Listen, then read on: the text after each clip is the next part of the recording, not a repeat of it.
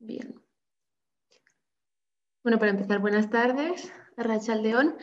Hoy voy a presentar un caso un poco complejo, sobre todo por las diversas manifestaciones consecutivas que presentó el paciente, en concreto en relación con la enfermedad tromboembólica venosa.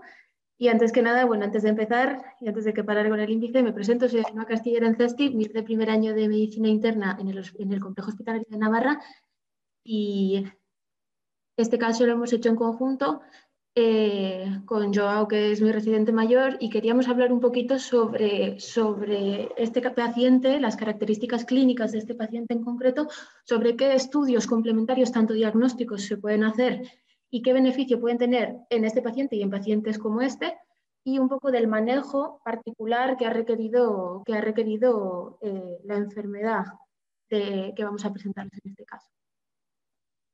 Entonces, se trata de un varón de 25 años, en principio sin antecedentes de interés, que acude a urgencias por disnea abrupta, brusca, al levantarse esta mañana, tras 3 días de dolor en la ingle, con eritema, edema, calor, rubor en el tercio interior del muslo. Lleva una semana que se encuentra un poco mal y ha estado más en reposo, pero no es un paciente que haya estado inmovilizado, es un paciente que es independiente para actividades básicas de la vida diaria, que nunca ha tenido ninguna enfermedad previamente y nunca le había ocurrido algo así. Y salvo una febrícula de 37,2, en principio no cuenta clínica infecciosa respiratoria, ni abdominal ni genitourinaria, no cuenta sintomatología cardíaca, y debido a la fiebre y a la disnea se realizó un antígeno para COVID en la urgencia que fue negativo. No tiene hábitos tóxicos, ha estado tomando paracetamol y ibuprofeno, pero no toma ninguna otra medicación, y destaca dentro de sus antecedentes familiares que nos cuenta que su madre tuvo trombos cuando estuvo embarazada, alrededor de los 20 años. No sabemos más. Lo que sí que vemos es... Ay, perdón, He tenido un error, perdonar, aquí en las diapositivas. Lo que sí sabemos es que en la exploración física el paciente se encuentra hemodinámicamente estable, la tensión arterial media es buena, pero tiene una taquicardia, la febrícula que ya hemos comentado y una desaturación de oxígeno a 92, que aunque corrige con gafas nasales a 3 litros, el paciente sigue manteniéndose disneico y se encuentra mal. A la auscultación escuchamos unos ruidos rítmicos, pero taquicárdicos, sin soplos a nivel de la auscultación cardíaca, y a la auscultación pulmonar no escuchamos ruidos sobreañadidos. La exploración neurológica, abdominal, son totalmente anodinas, y sí que comprobamos que en las extremidades inferiores tiene en la pierna izquierda, en toda la extremidad inferior izquierda, edema y eritema en la zona interna del muslo. Ainhoa, ¿Perdón? Perdona, no sé si te pasa la diapositiva. A mí por lo menos no. No me la pasa. Y es que no sé qué ha pasado, que han desaparecido varias diapositivas aquí. Entonces, sigo contándoslo porque, perdonar, no sé si es que se me han podido borrar o qué ha ocurrido. Ah, mira, pues se han borrado al pasar las diapositivas. Perdonadme. A ver qué pasa, si no pasa de uno en uno. Ya está, sí, yo creo que ya las he recuperado. Parece ser que sí. Vale. Entonces realizamos un electro. En principio muestra una taquicardia sinusal y se ven unas pequeñas microcus en la tercera derivación, sin ningún tipo de bloqueo de rama. La placa en principio parece que no muestra ninguna alteración, y en la gasometría vemos sin alteraciones en dislipidemias ni alteraciones en pH, una hipoxemia franca con hipocapnia. La analítica muestra leucocitosis con un leve empeoramiento del filtrado glomerular, o sea, una insuficiencia renal aguda, y un dímero D elevado con elevación de troponinas. Entonces, teniendo la sospecha de que se trate de un TEP, y aunque el paciente se encuentra hemodinámicamente estable, pudiendo tratarse de un riesgo quizá elevado por el hecho de que tiene troponinas altas, se realiza una ecoscopia cardíaca a pie de cama que muestra un ventrículo derecho hiperdinámico, dilatado, que tiene interdependencia ventricular y con una presión de la arteria pulmonar elevada. Os enseño las fotos que tenemos aquí de la angiota, que muestran efectivamente, confirman así nuestra sospecha de TEP masivo con afectación de ambas arterias pulmonares y signos indirectos de sobrecarga cardíaca derecha. Por lo tanto, encontrándonos con un paciente que, aunque esté hemodinámicamente estable, tiene un TEP de riesgo intermedio alto con afectación cardíaca derecha, se comienza un manejo inicial entre la urgencia y la UCI con fluidoterapia para mantener una diuresis amplia, y se comienza con anticoagulación con heparina fraccionada. Asimismo, estando ya el paciente en la UCI y aunque comienza con un descenso de la frecuencia cardíaca, mejoría del estado general, se ve una mejoría de la dinámica y menor interdependencia ventricular en una ecoscopia que se vuelve a realizar, cuando se realiza la ecoscopia de extremidad inferior izquierda se comprueba que existe una trombosis de toda la extremidad inferior izquierda con TVP que alcanza desde las ilíacas hasta las venas popliteas. Además, viéndose una estenosis, una estrechez a nivel de las venas ilíacas. Debido a la alta carga de trombosis, se decide la colocación de un filtro de vena cava, pero pese al mismo, la extremidad inferior izquierda sigue estando muy edematizada, muy erematosa y el paciente presenta muchísimo dolor, por lo que se tiene que realizar una trombectomía fármaco-mecánica con la colocación llevándose a cabo una fibrinolysis con uroquinasa, colocación de angioplastia con balón y 2 stents. Se consigue una amplia mejoría sintomática y una vez encontrándose el paciente con mejor control de síntomas, sin disnea, estable en todo momento, pero también con un buen control sintomático, el paciente pasa a planta de medicina interna, donde le vemos por primera vez.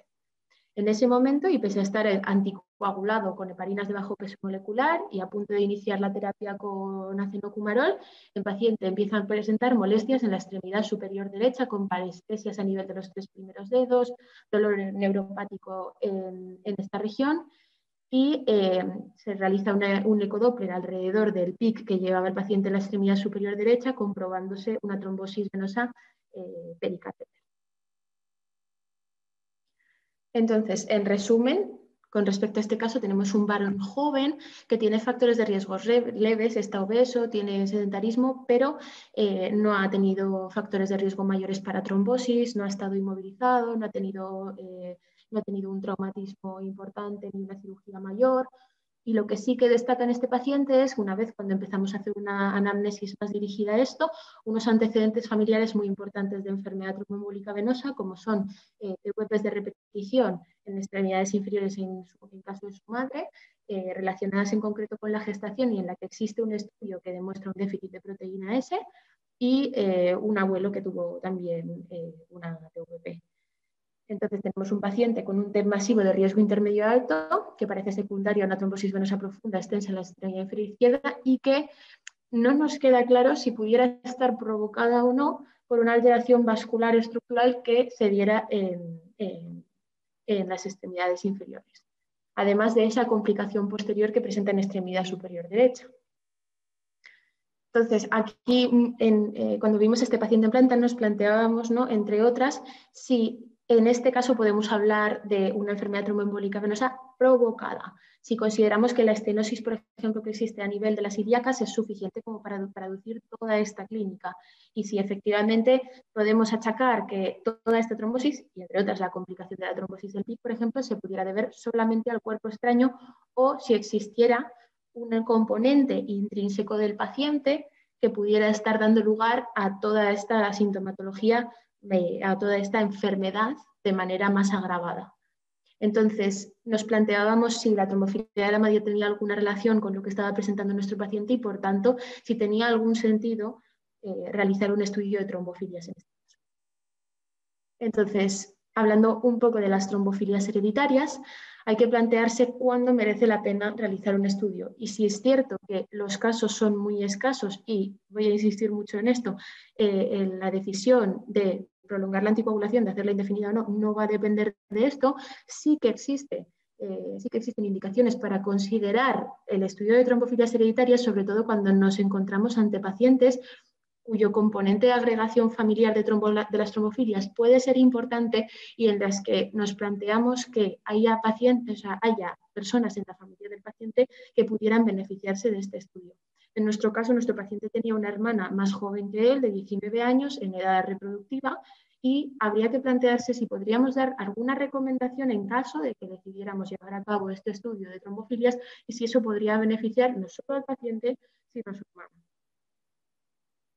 Para eso, lo primero que tenemos que hacernos en todo momento es la pregunta de si esto se trata de un episodio provocado o no. En nuestro paciente consideramos que el episodio no había sido provocado por factores de lo que llamaríamos factores provocadores mayores, pero sí que podían existir algunos factores, sea el sedentarismo, la obesidad, el haber estado unos días antes un poco más quieto de lo habitual, pero insisto, sin haber estado quieto totalmente, sin haber estado inmovilizado, y la estenosis que presentaba en una de las venas ilíacas de la extremidad inferior, en la vena ilíaca de la extremidad inferior izquierda, pudiera tener un componente. Pero no creíamos que esto fuera suficiente como para decir que esto era provocado. Por eso, y teniendo en cuenta que era un paciente joven que tenía antecedentes de primer grado de esta enfermedad, creímos que podría ser de utilidad clínica realizar un estudio de trombofilias. ¿Cuándo y cómo hay que hacer estos estudios? Pues lo primero, después de haber descartado patología adquirida, de la que hablaremos un poquito después. Hay otras consideraciones que hay que tener en cuenta, pero en nuestro paciente, que era un varón, no era necesario considerarlo, si era un varón adulto. Y lo que sí que teníamos que tener en mente era que habría que hacerla después de llevar 2 semanas sin antagonistas de la vitamina K, en su caso, porque en este paciente no llegamos a plantearnos el uso de anticoagulantes directos, y luego comentaremos un poco por qué. Es interesante tener en cuenta que tanto la patología adquirida como el estado, el uso de diferentes fármacos puede alterar los niveles de las proteínas que vayamos a medir. Por lo tanto, hay que tener muy en cuenta los tiempos y cuando decidimos realizar el estudio de trombofilias.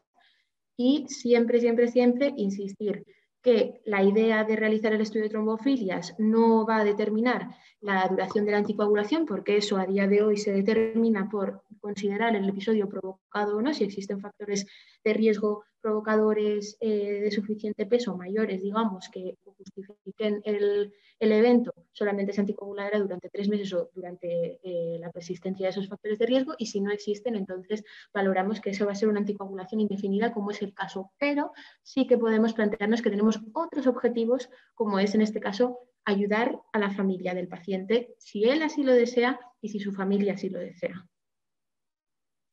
Comentar un poquito por encima el hecho de que no hay que olvidar nunca las trombofilias adquiridas, puesto que son en principio más frecuentes que las hereditarias, y hacer un breve repaso al síndrome antifosfolípido por el hecho de que en nuestro caso concreto también vimos que nuestro paciente durante la enfermedad presentó un anticoagulante bilúpico positivo.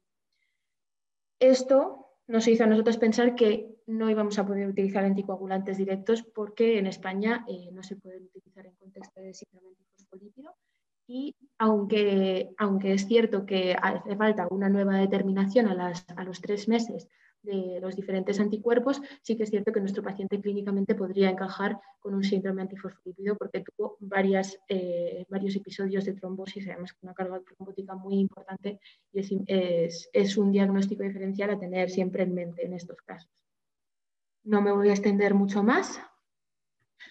Quiero decir que en nuestro caso, además, cuando se realizó el estudio de trombofilias, comprobamos que, por un lado, las trombofilias adquiridas, en este caso el SAF, tuvimos un anticuerpo positivo a las 12 semanas.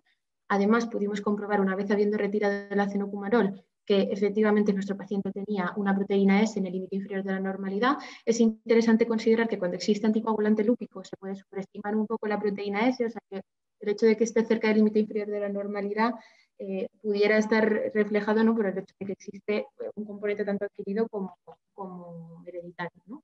Además, se vio que el paciente tenía una heterocigosis para los factores 12 y 13, o sea, una mutación en heterocigosis para los factores 12 y 13, y en conclusión vimos que nuestro paciente tenía muchos componentes para desarrollar enfermedad tromboembólica venosa.